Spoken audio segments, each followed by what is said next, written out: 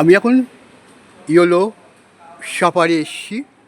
Yellow সাপারের বাইরের দিকটা আমি আস্তে আস্তে ভেতর দিকে ঢুকছি। সামনেই অ্যাকোরিয়াম, সামনে আমার দাদা বসে আছেন ক্যাশ কাউন্টারে। আমি এখানে এসে খুব ভালো লাগছে। সামনে রূপাকুণ্ডু বসে আছে। আজ আমার বিশেষ দিনে আমি ইয়োলো সাফারি এসেছি। আজ আমার জন্মদিন উপলক্ষে আমরা একটা হোটেলে খাওয়া দাওয়া করতে এসেছি। আমার বহু পরিচিত মানুষ আছে, আমি কাউকে দুঃখ দেব না বলে রূপা সঞ্জয় কুণ্ডু এসেছি। আমি বাংলায় থাকি, আমি বাংলায় কথা বলি, আমি বাংলাকে ভালোবাসি।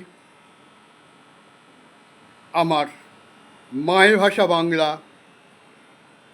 সর্বপ্রথমে অ আ ক খ শেখা, তাই বাংলা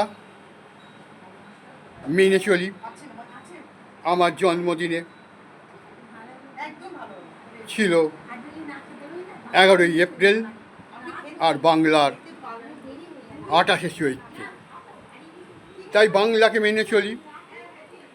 আজ 28শে চৈত্র আমার জন্মদিন। জন্মদিনে তো প্রতি বছর আসবে। আমার কোনো বন্ধুকে হারাতে চাই না। তোমরাই আমার কাছে সাফল্য আর প্রেরণা।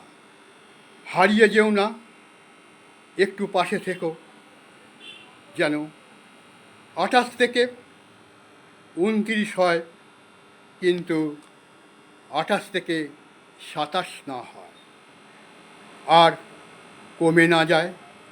তোমরা আমাকে ভুল বুঝো না। আমি রিল বানাই, কথার মধ্যে অনেক কিছু ভুল থাকতে পারে।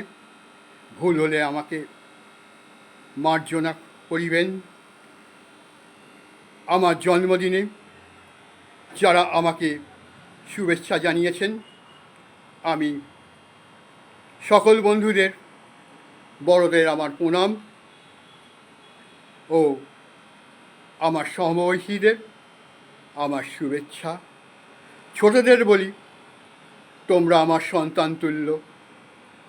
তোমাদের জন্য রইল আমার আশীর্বাদ আর অনেক অনেক ভালোবাসা। তোমরা ভালো থেকো, সুস্থ থেকো, ঈশ্বরের কাছে এই কামনা করি। আমি ইয়োলো সাফারি এসেছি। রূপা, তোমার ইয়োলো সাফারি এসে তোমার কেমন মনে হচ্ছে সঞ্জয় কুণ্ডুর জন্মদিনে? তুমি একটু বলো।